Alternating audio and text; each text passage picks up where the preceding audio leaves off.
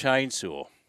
As I welcome you in, you were there in 2015. Describe how you felt last night and how you were feeling this morning. Mate, I've still got goosebumps. First and foremost, thanks very much for having me on the show this morning. Debut with you, Jules, but it's exciting to be here because last night was just remarkable. The way they got that done in the end. And to be fair, the last probably couple of minutes, I was a little bit worried. They were attacking the line. You know, it was the Manchester United legendary boss, Sir Alex Ferguson, said he used this term squeaky bum time, where you just pucker up and go, no. Mate. And like, you know, we were watching this and we're thinking, you can just see a little Munster kick to Pappenhausen or something. Just something coming. Yeah. But at the end of the day, like, they got it done a few times. And just looking back at the scenes, like the boys last night, I got home, obviously this morning pretty early, but it was more just a late night, not a big night, but a late night, just because you want to be able to enjoy the moment for what it is with some of the boys that you've shared some special moments, but in particular, Benny Hunt,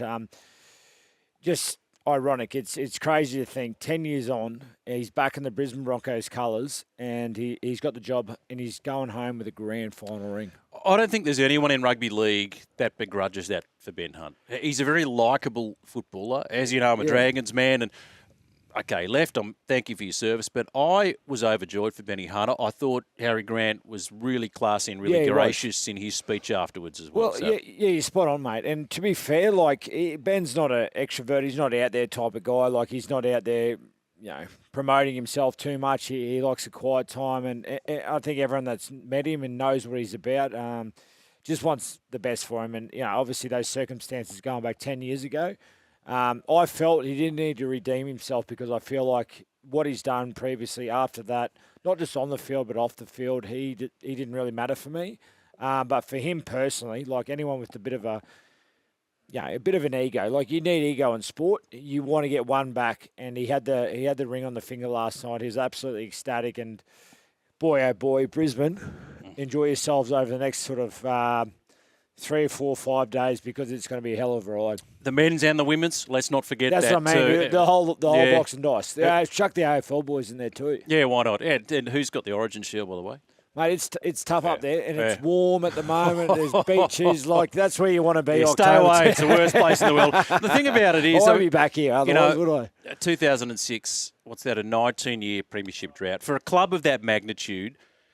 It is unheard of. So they should realistically, Macca, be contending every year. And when Brisbane's in good health, the game is in rude health. Yeah, mate, and I was a part of those rough years. And to be fair, like what the Brisbane Broncos assemble as a playing squad probably at that time wasn't up to scratch. That's no one's fault in particular. But you look, as you said, the size of the club, the third party, whatever you want to call it, the external money, they should have had some stronger squads, and I put my hand up. I was part of that, and we just couldn't get it done. They have the best average crowd, the highest club membership, right? And in terms of private backing, it's unparalleled, right? So you get everything right in the back office. This is a team, and you look at Melbourne's record, and phenomenal what Bellier did. 11 grand finals in 23 years, just doesn't miss finals. Brisbane should be spoken about in that same way. Well, you're right. Yeah, exactly right. But we got it wrong. Well, the club's got it wrong at times to put their hands up, and but that's also tricky in a sense where comfortable at times where you are Brisbane, things become I guess easy access to whatever it may be, free stuff, whatever it might be. Being a Brisbane Broncos player in there can be a trap, not just for older players but younger players. Has Reece Walsh done enough to supplant Dylan Edwards as the Australian fullback? That's a huge question. And consistency over a long period of time. Dylan Edwards by far, the whole competition, how consistent he's been, as you said, Clive Churchill medal winner, grand final. He's been doing it a long time, so I don't know if that outweighs Reece. Like a month of purple. Yeah, like in a purple patch. We're talking. He's past Jared Hayne in a sense when he went on that purple run back when he was like killing it. Yeah, he was on a roll. But what Reece has been able to do in the stages, been able to do it is quite remarkable. But the most important thing for Reece was not his attacking flair last night. I swear, I reckon he saved 3 or 4 tries. Yeah, those on Pappenhausen. 3 or 4 tries, easily. Kamikamitha, mate, you go through it. There was moments galore, and You don't want to see a bloke that's been so consistent dethroned for a short period, but no one can also be mad if they do it, if that makes sense. You can't say it's the wrong decision. You can't go, Reece does not deserve it. Correct. But, you can never go begrudge someone if they select, look, we're going to put Reece here, or you can't, if you go the other way, you can't say, no, Reece deserves to be there, because Dylan consistently, for a long period of time, has been the number one. What I loved about Reece's performance last night, so like 176 run metres, a line break, 4 line break assists, 3 try assists. That's not even, as you mentioned, factoring in the defence, but what not just tackles, that? but key tackles. But for me, he doesn't second guess himself ever. Well, what you got to know about Reece is, which is a good thing and a bad thing. It depends how you look. He does not care. Does not give two hoots about what people think. If he's going to throw he's obviously a gambler, like as in he's going to roll the dice and throw all his chips in at once, and he backs himself. And when you're that caliber and you're a little bit different from someone else, those special players can do that and allowed to do that. Look, there'll be times when he gets it wrong, and then everyone go, oh, he should have done this. But you can outweigh what he does so good so many other times. You can't have it perfect every single time. So when that moment comes, you can't be up in awe and say, look, Reece needs to be more conservative. Correct. Needs to do this. I'm so glad you mentioned that. This is often mentioned with flashy cricketers, right? So let's say Doug Walters back in the day, Ian Chappell would say this. I said, well, you can't celebrate him for hitting 100 in a session and, left, right and centre, 4s and 6s. And then when that same style of play means one day you edge it through to the keeper for nothing, you might say it's a slightly reckless shot. You're all in or you're not in at all. Yeah, well, you can't just have everything every single time. So when that moment comes, there'll be an uproar, he needs to do this. But what you got to live is in the moment. When he gets it right, let's enjoy it for what it is, because there'll be other moments, and those good players understand it. They've all been through it. Go through Billy Slater when he threw the ball back in against New Zealand. Other moments, like you put yourself in that spotlight. It's going to come up, not trumps for yourself at times. You talked about Billy in that moment against New Zealand, and Andrew Johns said he was talking to Billy about it, and he goes, the ball back in. And Billy, for a second, oh, yeah, that's right. The minute it happened, bang, he's moved on to the next thing, put it out of his mind. That is an art form, that any mistake or any failure doesn't weigh you down. Well, that's what the good players do. You cannot rely on always, if you get it wrong and it's been stuck in that moment, what's the next one? Where are we going to next? And the good players can do that. And, to be fair, it's taken Benny Hunt 10 years to get the other one back. You know what I mean? So sometimes you just got to hang tough and get through those moments and, go through the other side. And sure, you're going to cop your knocks. But at the end of the day, if you can hang in there, you never know what's around the corner. Got some of the highlights in front of us, Macca. This will hurt Melbourne. This will hurt them. First time Bellamy's lost a finals game, having led at halftime. You talk about moments. A couple of looking at the highlights too. They just a pass or if they just had that board, ifs and buts. It's all easy to say now, obviously, but big moments. Craig, all coaches out there would understand that those moments will absolutely come back and bite you, which they did, because he's been there so many times. It's interesting, right? So the first half, and they got the first try. Firstly, Dean Mariner tiptoeing the dead ball line. I know what Madge was thinking about this. I thought his foot, he touched it. Imagine if he did. Oh, mate. Imagine if he did. Moments. But, yeah, look, first instance on the call, I thought, he, for all money, he's put his foot down. Yeah, that was phenomenal. So they scored the first try, and then Melbourne hit back. But Brisbane were inviting him in the game. 6 against penalties, drop balls, and you think you can't afford to do that. But then it was a tale of two halves, because we saw that in the second half where Melbourne just kept turning the ball over. And the converse of that is that bringing Brisbane back to the game, and Melbourne just was starved of possession for significant chunks of that second half. It was 20 minutes into that game, and Melbourne had completed 3 sets. Yeah. Compared to the first half when they had 16 or 17, whatever it was.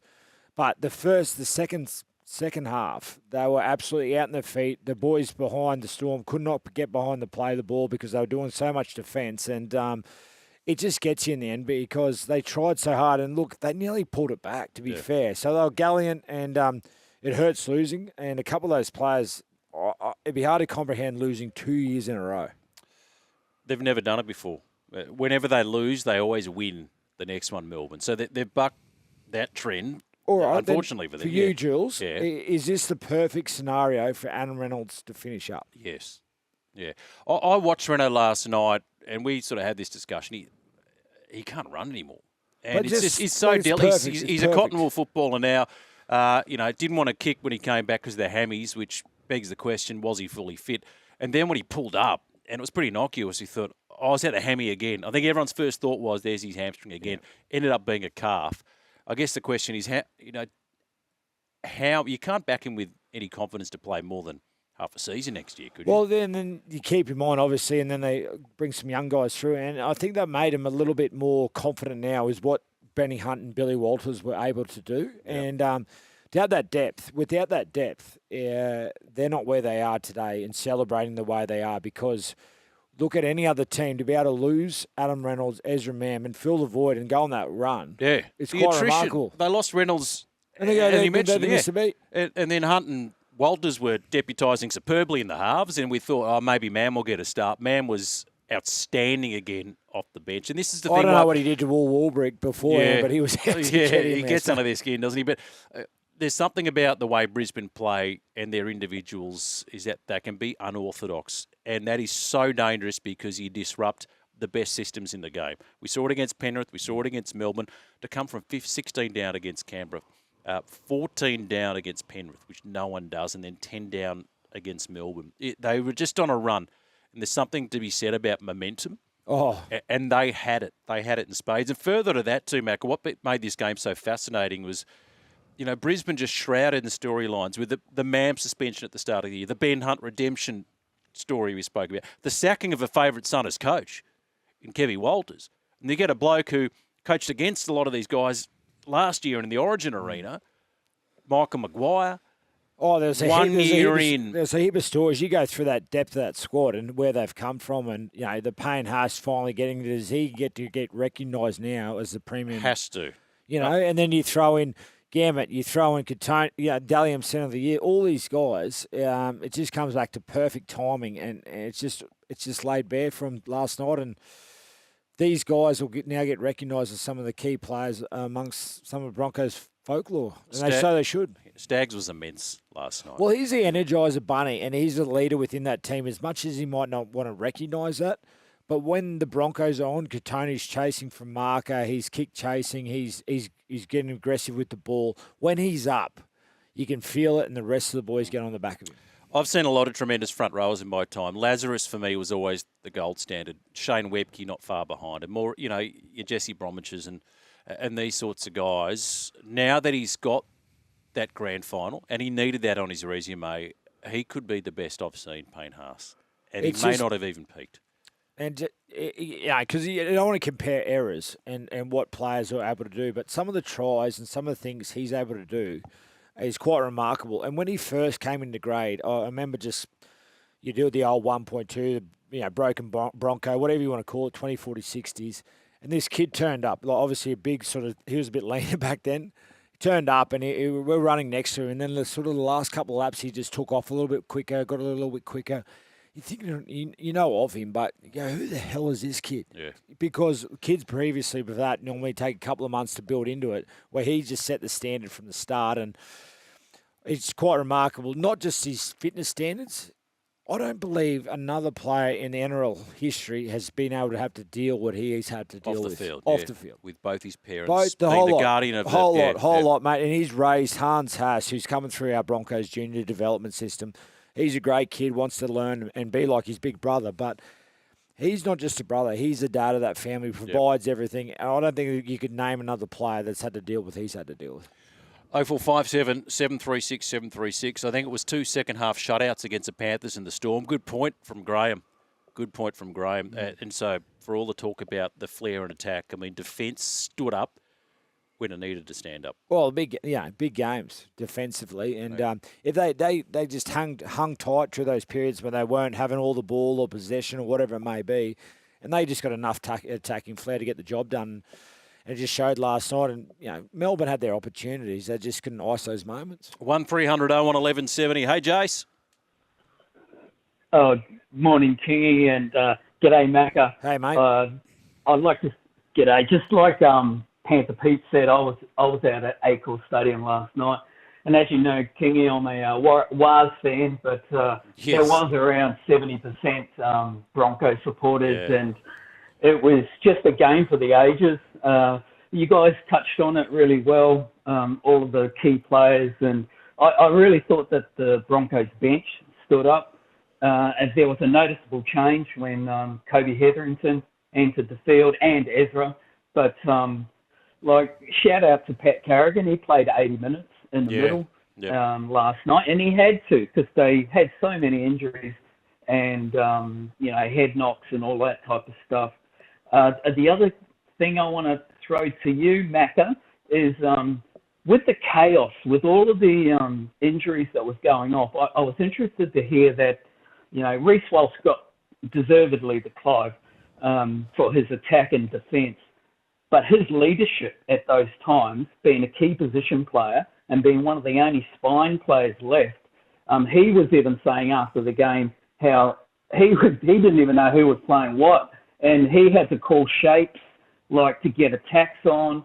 Well, what's that like, Macca, with you being in the middle at times during games like that? Yeah, it's a great question. I think the unknown's actually sometimes a bit of a benefit because there's so much going on. You just worry about your own role and what you need to do, and you just fall back to your old habits and what you're used to. And it freed him up probably a fair bit because he just became the main man in a sense because he lost all playmakers. Everyone was just scrambling to defend, and obviously he gets the chance to have a bit of a break defensively, so he gets to go back. But when they needed the ball, like we talk about the right-hand side before the lead-up to Gamet Shibasaki scoring, he was on the right-hand side, put the shape on, stepped outside Munster, made the break, then started to shift out to the left and drove a great cutout ball to Gamet Shibasaki to lead that try out for him. So natural instinct just takes over, and the rest of the boys just scrambled nicely, and as an attacking player that he is, he just got him over the line in the end, and deservingly so, because last night's game was quite remarkable from him.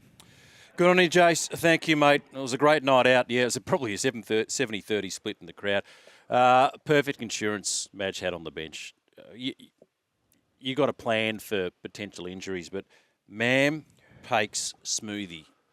Well, you go the flip side when you lose, Meany. Yeah. Howarth. Howarth. Well, he loses an outside back. It throws everything out. And you feel for him because Wishart's an outstanding player. Not the poor fella, but he did another great job last night playing another position he's not used to. Just does his best. He's obviously playing against Katoni, who's in red-hot form. Tried his backside off all night, but obviously Wishart coming on through the middle would have made a difference in having Howarth there compared to Tyron Wishart against Katoni. He's a bigger body too, Jack. Look, that didn't play an integral part against the Storm as well.